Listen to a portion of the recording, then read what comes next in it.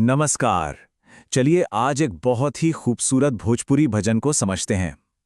ये गीत सिर्फ एक प्रार्थना नहीं है, बल्कि एक गहरी फिलॉसफी है, जिसे बहुत ही सरल देहाती भाषा में बुना गया है। तो आइए इसमें उतरते हैं और देखते हैं कि ये हमें क्या सिखाता है। ये सिर्फ एक लाइन नहीं है, समझिए, ये पूरे भजन की आत्मा है, उसका डीएनए है। यही वो मेन आइडिया है जिसके चारों तरफ पूरी बात घूमती है और बार बार लौटकर इसी पर आती है। मतलब गीत के शुरुआत में ही ये तय कर दिया जाता है कि ईश्वर का असली स्वभाव क्या है, करुणा और देने का भाव।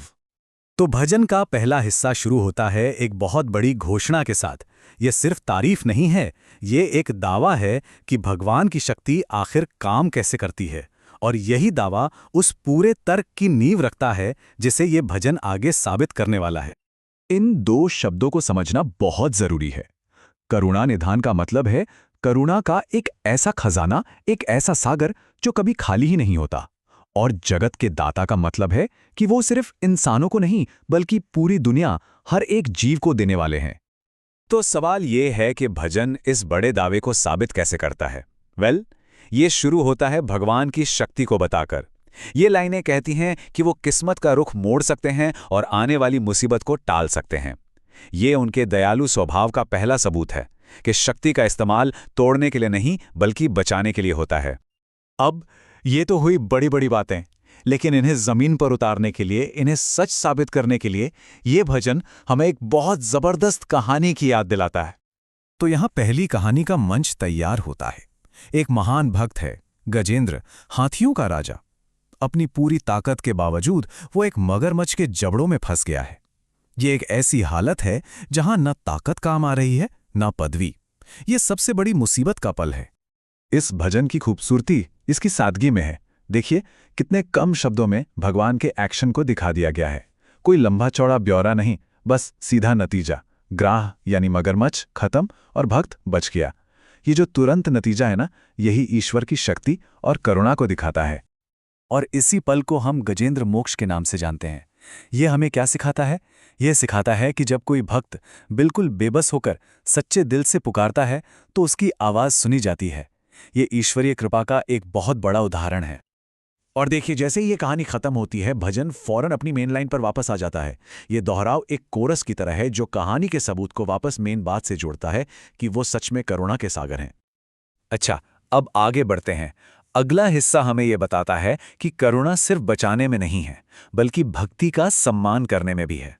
और इससे कोई फर्क नहीं पड़ता कि भक्त कौन है या उसका दर्जा क्या है। यहां पर ना रामायण के दो ऐसे किरदारों को आमने सामने रखा गया है जो एक दूसरे से बिल्कुल अलग हैं। एक तरफ है एक साधारण नाविक केवट और दूसरी तरफ एक महान गिद्ध राजा जटायु।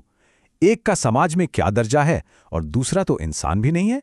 लेकिन भजन हमें याद दिलाता है कि दोनों को उनकी भक्ति के लिए बराबर सम्मान मिला। और भजन इन दोनों बड़ी कहानियों को कितने सीधे साधे शब्दों में पिरोता है, ये देखिए।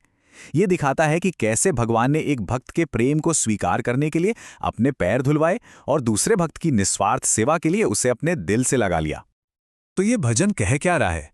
ये एक बहुत बड़ी, एक क्रांतिकारी बात कह रहा है कि ईश्वर के लिए भक्ति का मूल्य किसी भी और चीज से ज्यादा है। आपका पद क्या है, आपकी जाति क्या है, आप इंसान हैं या जानवर, ये सब मायने नहीं रखता। सिर्फ सच्ची भक्ति का सम्मान होता है। ठीक है, ये सब तो बड़ी बड़ी कहानियां हो गईं, राजाओं की, देवताओं की। लेकिन एक सवाल मन में आता है कि ये महान विचार एक आम आदमी की जिंदगी में कहाँ फिट होता है? क्या ये सिर्फ बड़े लोगों के लिए है? और बस यहीं से ये भजन एक बहुत ही पर्सनल, बहुत ही निजी मोड़ ले लेता है। आखिरी हिस्से में गायक इसी बड़ी सोच को अपनी खुद की प्रार्थना पर लागू करता है। अब देखिए, जो गायक है वो खुद को दास गायत्री कहता है। वो कोई बड़ा काम नहीं कर रहा, ना वो राजा है ना कोई देवता। उसका काम क्या है? बस एक छोटा सा बाजा लेकर एक गीत गाना। भक्ति का इससे सरल रूप और क्या होगा? तो सवाल है, इस छोटी सी विनम्र प्रार्थना का इनाम क्या मिला? ये लाइन उसका जवाब है। गायक को कोई दौलत या ताकत नहीं मिली, उसे जो मिलता है वो है बुद्धिमानी। और ये जो आखिरी इनाम है ना, ये बहुत गहरा है। यहीं पर यह भजन अपनी सबसे गहरी बात कहता है।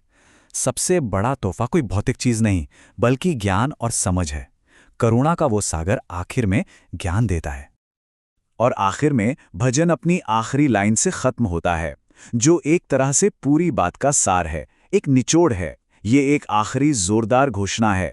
श्री भगवान ही सच में इस पूरी दुनिया के दाता हैं, चाहे वो मोक्ष देना हो, सम्मान देना हो या फिर सबसे बढ़कर ज्ञान देना हो।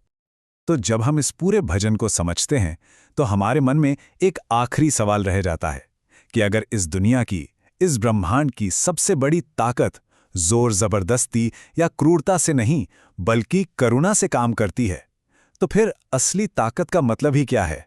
इस पर सोचिएगा जरूर।